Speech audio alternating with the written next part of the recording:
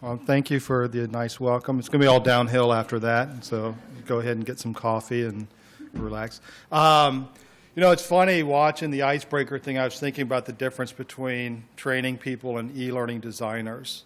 You know, training people are always like extroverts, and they're all doing this icebreaker stuff.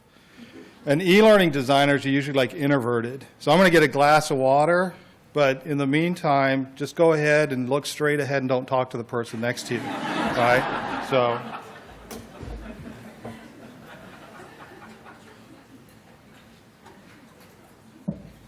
Because you know, there's always like half the room is going, oh, great, now I got to talk to people, right? All right, so I'm glad to be here. You know, it's interesting. I learned two things coming over here. One is that you could get quite a bit of work done when the entertainment system goes out on the plane. It's just a really long flight. I couldn't sleep because the lady next to me kept drinking water, and she kept waking me up and all that. And she was doing yoga in the seat. So I was seriously, I don't know how she did it, but I like woke up and her legs were like sticking straight up in the air. It was funny. The other thing I learned as I was talking to David was that we were going to Australia and not Austria. So I had to make a quick change on my slide. You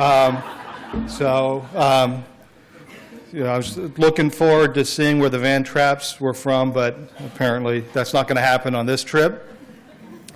Let's go ahead and start from the beginning of instructional design. So we're going to talk today about instructional design, and one of the things I'll bring out a little later is, you know, it's kind of like a loaded term. And one of the things, you know, when you're, say, like the 21st century, when I was a kid, the 21st century, I thought we were all going to be dead, and, you know, the nuclear wars and all that stuff was going to happen. And none of that happened, so now we're here in the 21st century. Everything seems so futuristic, and I was thinking, okay, I'm putting this stuff together about instructional design and kind of future thinking. And so, you know, I'm kind of more on the e-learning side of things. I kind of got my start with video production and media production and kind of went into training.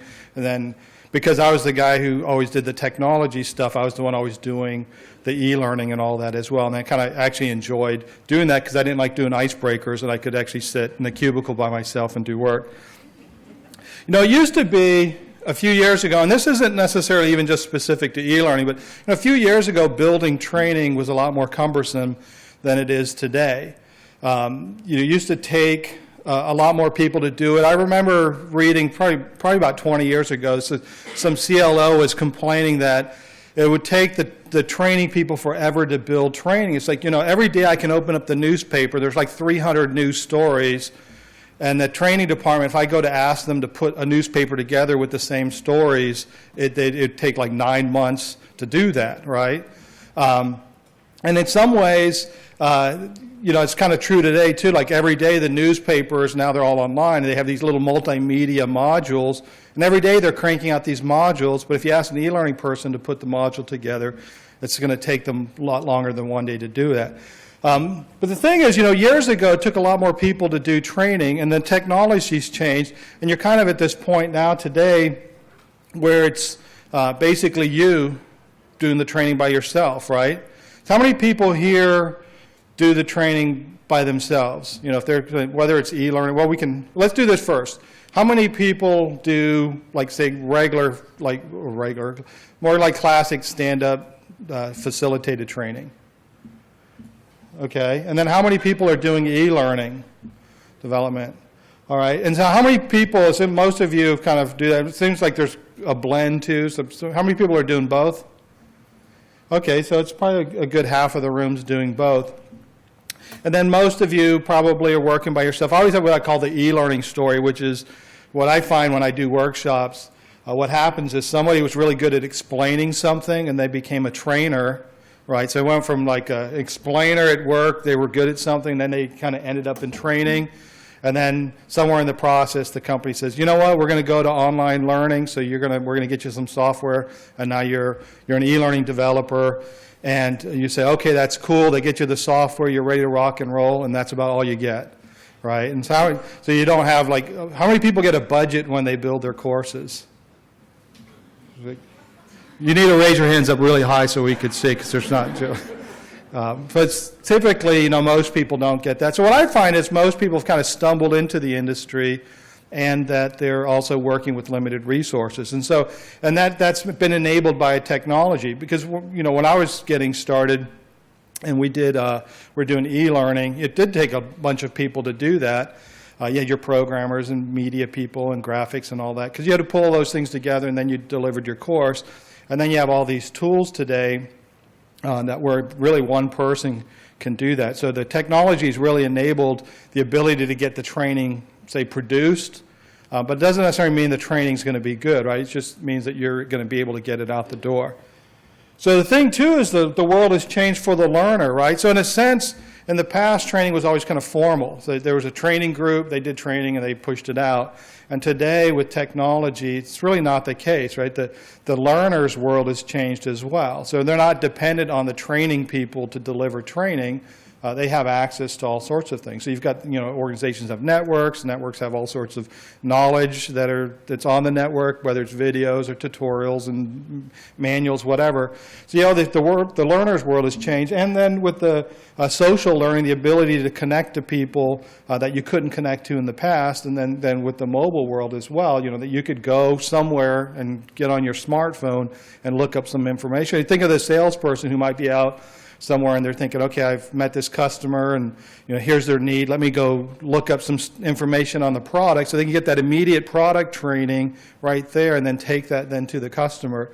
So it's kind of an interesting world for them as well. So technology's changed the world. And in some sense, it's placed a lot of burden. So when you're an instructional designer, it's placed this burden on you to do more because the technology's made it easier to do it. So now the expectation is you've got to do more. And the learner now, is because it's all informal, right? There's the organization saying, well, we're putting all this stuff out there. Now that you've placed this burden on the learner to also have to do more and take more control of the learning process. So the thing is, this is kind of what I see as a challenge, right? So for us, and this isn't necessarily absolute, but for us, in the past, we were in this position where we created training and we'd push it out. So we were like the gatekeepers, or the organization, maybe not the instructional designers, they were the gatekeepers of information. So you would go get your subject matter experts, you know, design your courses, whether it's facilitated or online, and people had to go take the courses and you push it out. And because the world has changed, you know, it kind of has changed our role as instructional designers and how we possibly approach what we do when we train people. So there's all sorts of opportunities for people to get information. And, you know, going back to the social learning, the thing that I think is neat, you know, from say my perspective or our perspective in the industry is, you know, you can connect with experts today that you'd never be able to. You know, consultants, and I get about 2,000 emails a week. Actually, about a third of the emails come from Australia, which I think is kind of cool. And they're always nice. I was telling somebody earlier, the ones I get from other parts of the world I won't mention aren't as nice to me. But the Australian people are always so nice in the emails. So if you want to send me a nice email, go ahead and do that. But, you know, the ability, you know, a lot of the emails I get is, hey, I'm just getting started. You know, where do I start? You know, in the past, you wouldn't have been able to connect with somebody, you know, that was maybe more senior to you in the industry. And today you can do that. You can contact all sorts of people all over the world that have all sorts of expertise. It's kind of it's a neat world, a neat way to learn. We'll talk a little bit more about that later today. So what I thought I'd do in the spirit of this informal learning and Pinterest and all that type of stuff is I just threw a bunch of thoughts together. And then you can kind of pin them to your brain or unpin them, right? So it's up to you if you want to learn from them or not. So first thing here, this is me about 25 years ago. You know what I was thinking 25 years ago? 3 things.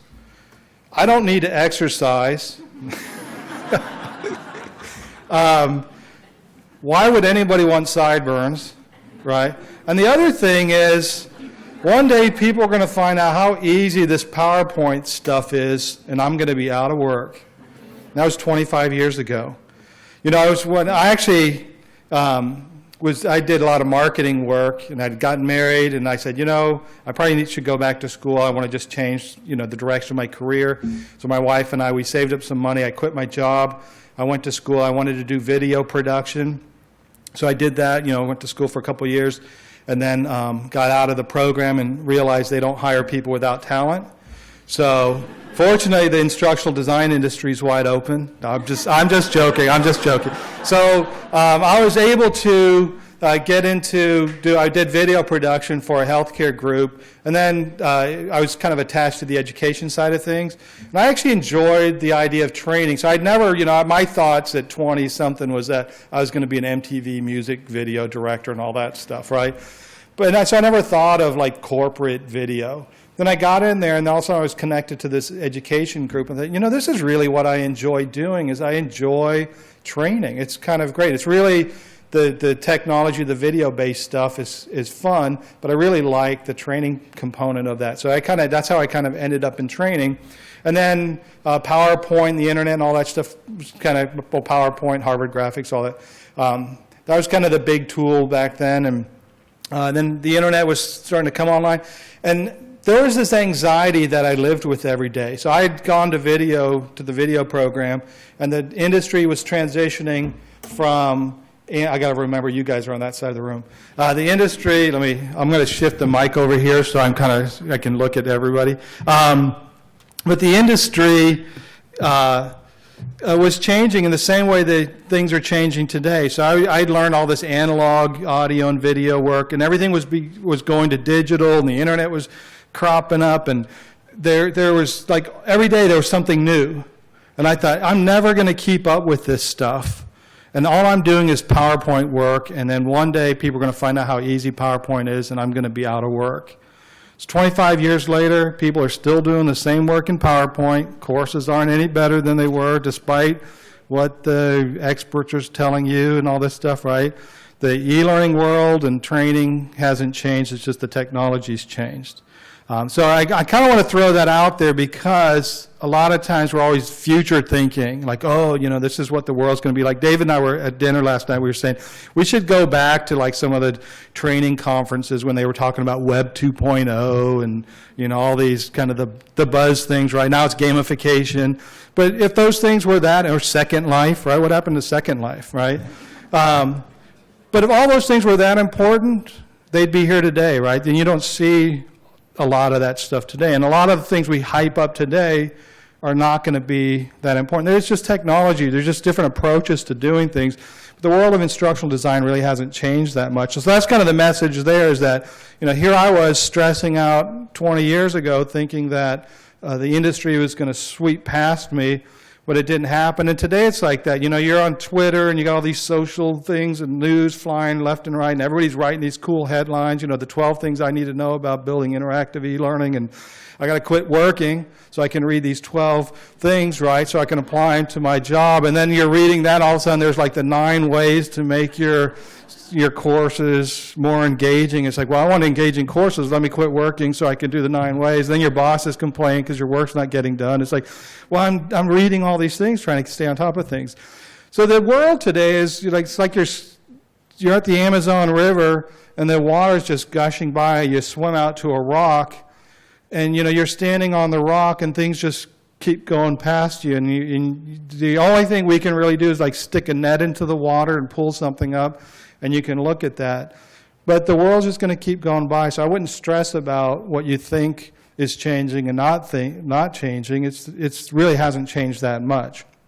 And if it's important, it's going to be on my blog. So if you just subscribe to the blog, you'll be okay. The other thing that you might have to wear a lot of different hats today, right, when you're doing the course design and all of that, and because technology's placed that burden on you, technology's also empowered you quite a bit. So just last week, David and I were looking. Has anybody looked at that site? It's called Fiverr, like Fiverr. And you can get things for like $5. Somebody will say, I'll build an e-learning course for $5. Right? Now, it might not be a great course, but you can probably get one for $5. But what was neat in there is we were looking, there was like a young lady. She's a model, actress. And so she would just do these little stand-up videos. So for $5, I think you got 50 words, and she would just be on like a green screen video where she would just say, something about your product or whatever it is you wanted her to do. So I was looking at it, saying, if you put about 50 to 100 words per screen, You know, for $5 to $10 a screen, you could have somebody do video that you couldn't have done that in the past. Or iStock. You know, before iStock and those types of sites, you could only buy images from like Getty or one of those sites, and they were like $50, $60 to buy an image, right, at the low end. But today, and even before the internet, it wasn't easy to go buy stock stuff. You had to buy libraries of CDs. You know, I remember, you know, we paid one time like $2,000 for a library of CDs of background audio. And that's how you would buy things. You'd buy these massive libraries of things. But today, you can go on an iStock and for just a few dollars buy the images you need. So you don't need to have a graphics designer or a media production person. There's all sorts of resources available to you that in the past weren't available to you. So even though technology's kind of changed your role, it's also empowered you in a lot of ways as well. And the reality is, you know, you look at this transition from the chalkboard to the whiteboard to these devices, as long as people have an index finger, you're all set, right? So on training, you know, the technology may change, but the way people learn really hasn't changed. So that's something to keep in mind. And one of the things I used to tell the people when I would train them are instructional designers, because they'd have all these elaborate plans and all these things they wanted to do. And I'd always step them back and say, you know, learning happens. It's going to happen anyway. It doesn't, you know, a lot of times I wonder if maybe we get in the way of the learning, which is, you know, something to think about. But learning happens. I always have this story when I worked at this one organization. They were getting a new phone system, and so they didn't hire us. We were the e-learning team. They didn't hire us to actually build the e-learning courses. So we had to take these courses that they had outsourced. And so everybody had to take a 2-hour class on these new phones. And, you know, to be honest, all I did was answer the phone, or I would call people on occasion, and every once in a while I'd check my voicemail, right? But that's all I did on these phones, but they'd have the phones with like 5 million options on them. So we had to go to a class, a 2-hour class, and learn every single thing. Now, if I was like one of the admins or receptionists in the building, or if I was doing something where I was running conferences or whatever, you know, big meetings, then all those other features may have been important. But for me, they weren't, and for most of the people in the company, those features were important. Most of us just made phone calls and checked voicemail. And yeah, we had to sit in a 2-hour class, and because they had to get like 30,000 people through these classes, we got our training like something like 8 weeks before the phones came out. So one day we come into work, and there are these new phones, and everybody's like, what the heck? You know, nobody knew what to do, but they did have a piece of paper with like 3 steps on how to make a phone call. Well, that part was actually kind of easy. But how to check your voicemail, how to set up your voicemail account. And then some of the steps weren't quite clear, and there was like this one lady who knew the phone system. So she just sat there, and I remember there was like 50 of us kind of huddled by her cubicle area as she was explaining this card. And in about 5 minutes, we were done. So people, if there's a need, people learn, right? If it's a real need, people learn. Learning's going to happen. Sometimes we kind of intrude on the learning process, and so it's important to remember that you know, it's not about us being all that clever. It's really about understanding what the needs are and delivering the right type of training.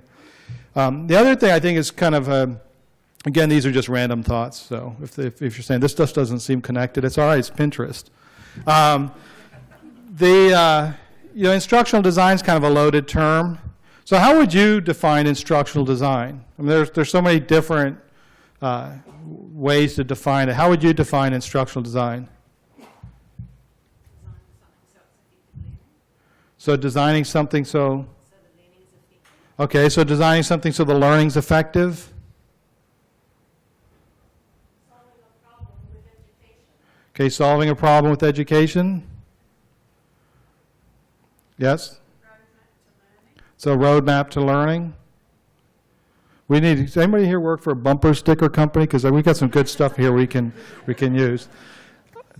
You know, I kind of think of instructional design. One is it's a loaded term. They call it an abstract equivalence, where people use a word, like e-learning is another one of those. People use a word, so you'll talk about e-learning, and then, you know, somebody's thinking about webinars, and somebody else is thinking about taking PowerPoint and converting it to Flash, and somebody else is thinking about some big elaborate learning experience, right?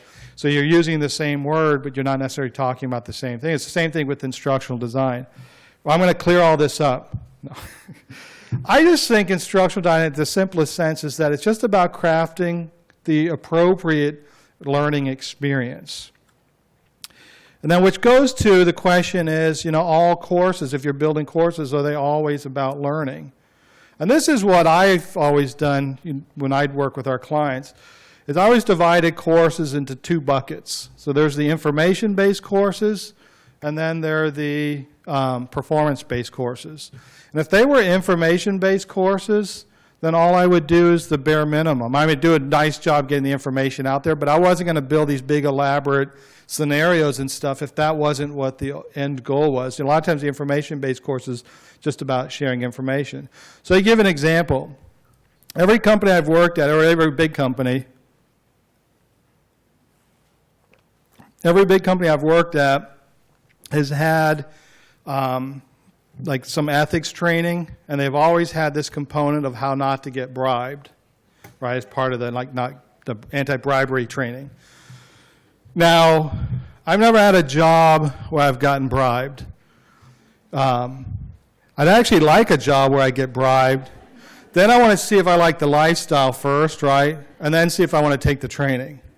But I've always had to take these courses on like how not to get bribed. So the last company I worked at, we had like 400 remote locations, and a lot of them were in places in parts of the world where bribery was just part of the normal business practice.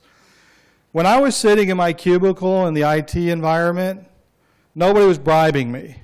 They probably would have bribed me to not have to take e-learning courses. But the thing is, nobody was bribing me. But I still had to take this ethics training. The appropriate solution for me was to make me aware of the company's policies on bribery, right?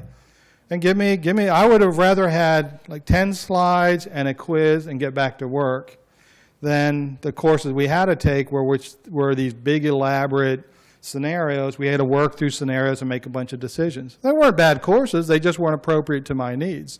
So that would be more of like an information-based course where the information was important, but the end goal wasn't to change my performance or make me do things different. The end goal was just to make me aware of the company's policies. And the real measure of success for me would have been, did you take the course by December 31st?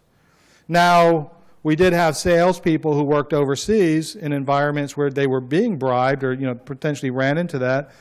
Those performance-based courses where you had these scenarios and had to think through the situations and make the right types of decisions, that was the appropriate type of course. So there's an information-type course and the performance-based courses. If you're in a world where you have limited resources, you want to make sure you manage your resources appropriately. And if you're doing an information-type course and there's no real performance criteria to it, then you don't want to spend all your resources there, because when you do have to do the performance-based courses and build scenarios or put more work into it, your resources won't be available. So it's about understanding what type of courses you're building. And even the word course might be an abstract equivalent, right? Because we use the word course, but what I had to take wasn't really a course as much as it was just a bunch of information. It wasn't really a learning thing for me. It was really just about the information. So you've got the I think that's my wife. I didn't call her last night. No. So anyway, there's the information-based courses, and then there's the performance-based courses. Now, when I'm working with a client, I go in there, my goal isn't to build click-and-read information-type courses. My goal is to figure out what's your real need, because a lot of times they'll think they have these training needs, but they don't really have training needs. So I want to kind of understand what their needs are, and then do kind of a performance consulting thing, and then try to figure out what the right solution is on the training side. And then so I would say that the goal is, as you can, try to nudge them towards the performance side of things. That always doesn't work, because sometimes you're stuck doing compliance training, and that's just what you get. And it doesn't matter how much you want to change your client, they're still going to want to do the course. I had this one client once, he was this executive, and so he had this big elaborate training program he wanted to build, and we were really excited about getting to build it because it was a kind of a cool program. And so we had just mocked up something real quick in PowerPoint. We were going to build it in Flash, but we had used Articulate to publish it, just so he kind of could see it, kind of some of the ideas. So I sent it to him and didn't hear anything back. And I thought, well, that's okay because we're busy and I don't want to jump into the project until we're ready to do it anyway. So I hadn't heard back from him for a couple months. So I contacted him. I said, hey, where are we at on this course? He said, we loved it. So I said, what do you mean you loved it? It was just a prototype. Well, what it turned out was he just had a check mark on his own thing with the CEO, is that he would have some sort of training built. But the training really didn't matter. But he had to describe it in a way that it mattered because it was meaningful to the CEO. But they really didn't need the training. And so it's important when you're working with clients to do that. But when you're working with them, try to nudge them to the performance side of things and try to avoid just click and read linear type of courses. So figure out where's the performance angle. A good book, if you're new to this, is Performance Consulting. I think it's by James Robinson, and I think his wife co-authored the book with him. But it's a good basic book that kind of walks through a good solid performance consulting model. Then the first step I would do, even if you're doing linear click and read type courses, because it's not always easy to build scenarios, because sometimes you're working with your customers, and I'm losing. Is it 9:38? Okay, I was looking. I thought, am I going over or whatever? All right. So what do I have? Like 6 minutes left? I'm on time, right? Is it 6 minutes? 9:40. What's it? Yours? 9:50. All right. Where's the 5-minute guy? All right. I'm on track. Okay. It's my first time to Australia. So the other thing is, even if you're doing like linear type information-based courses, this is a simple way to start working towards more relevant performance-based type training, is take that information, and in the worst case, what's the situation where the learner is going to use the information, and write the information as a case study. So instead of, I actually had a guy emailed me today.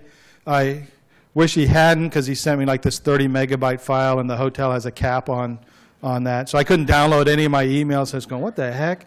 And then he says, hey, I built this 2-slide demo, and it was like 30 megs. And so he's like eating up on my bandwidth. Anyway, but he sent this neat thing where it was kind of a click and read type content, but he reframed it into like a little case study about this salesperson. So he could have made it more performance-based and had some more interactivity to it, but it really wasn't a bad starting point, because worst case, if that was the course you had to take, it was framed in a perspective that was relevant to the person taking it. And then it kind of walked through, it was like more like a story, it walked through the process that a person similar to the learner would have been going through and making decisions. So the first step, try to reframe it so it's kind of a relevant situation.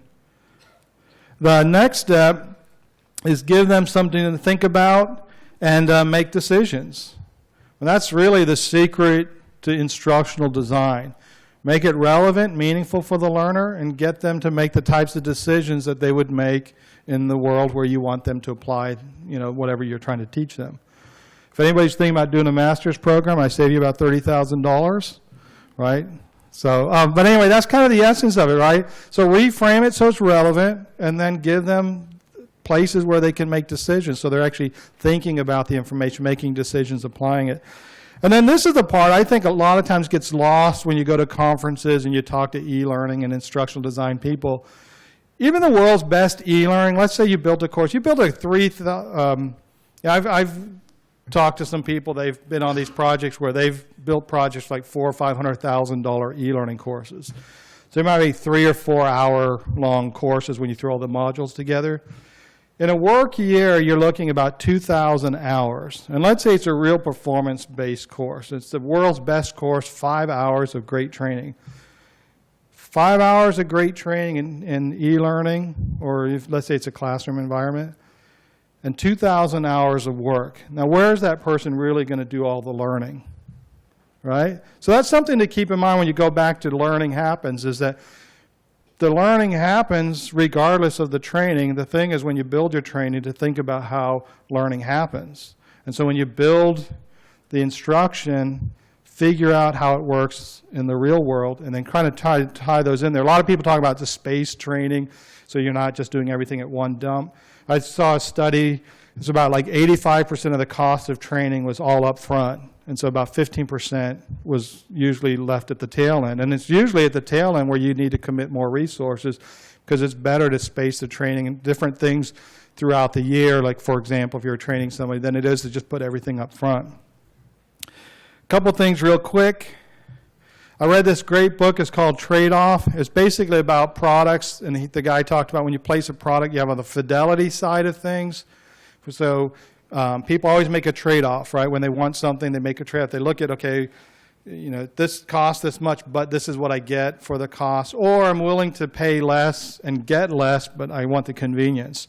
So I was looking at that, you know, that if you think of instructional design from that perspective and how things have changed, on one side, if you think of the fidelity side, might be the more performance or the traditional type courses that we built, where you know we get together with experts, we organize the content, the learning experience, and all that stuff, and we build more traditional type courses. So that might be the fidelity side, where we're making an investment, it costs more, we're putting all this stuff together, right? So that's one role as the instructional designer, more traditional.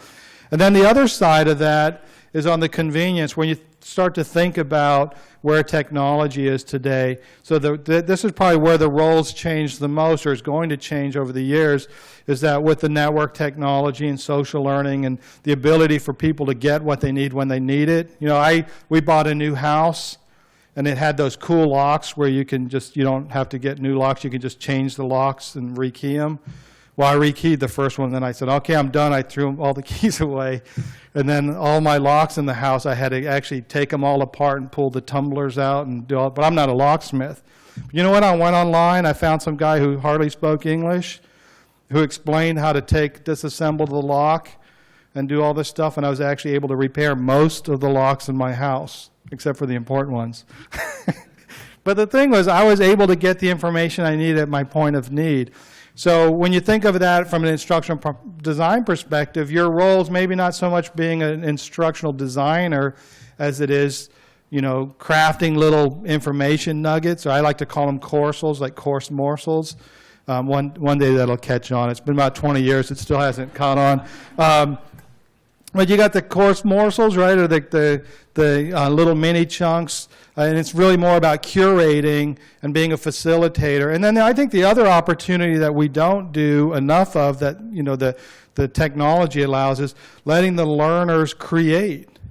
They can make videos, they can write blog posts. I mean, there's all sorts of ways you can get them to capture what they know and explain and demonstrate their understanding. So a lot of ways we can leverage technology. So in that sense, you think, you know, you've got the traditional type e-learning, and then we've got this kind of newer type, or not e-learning, but the instructional design. We've got this newer type of instructional design, where when you're thinking about crafting the learning experience, it's maybe not about you taking information and just figuring out how to design the information. It's really more about you being like Pinterest and saying, we've got a lot of information, let me pin it, and let you figure out how this information is important, and then create ways for them to demonstrate their understanding, because in the organization, they typically want the training to accomplish something. So if you can figure out, here's stuff, you figure out what you need to do to be able to meet these goals, and then let them do that, and then give them the opportunity to create. So I'll kind of wrap that up with that. People learn despite us, right? They're going to learn anyway. Anybody have kids? How much did you really have to do to teach them language, and how hard is it to learn a language as an adult? But kids just learn it, right? They learn. I mean, we're wired to learn. So we're going to learn anyway. So as an instructional designer, it's like, how do we craft the best or most appropriate solution to help the learning happen? And leverage the technology that you have. There's all sorts of capability. It's put a lot of stress on you today. It's also giving you a lot of capability, so leverage that. And I think the leveraging, like going back to figuring out how the learners can create things. You know, how can you get them to use those smartphones and make videos? Let them film the scenarios and show you and solve a problem through a scenario, and make the scenario available to you to watch, right? And then you're a creator when you think of building courses, but you also have this role as curator. So being the person who the instructional designer being the one who says, I know what content's important, so let me curate the content and just make it available, and then you have access to that. So it's a more informal type role as instructional designer. And the last thing is to figure out how to integrate the social learning. There are a lot of experts in your organization, and there's a lot of ways for the people who need to learn to connect to them, and it doesn't have to always be an e-learning course or classroom course, right? There's a lot of ways you can connect people, allow the social learning to happen. So take advantage of those things. I'll be here later at the end of the day. Thanks for having me, and you guys enjoy the rest of the conference. Thanks.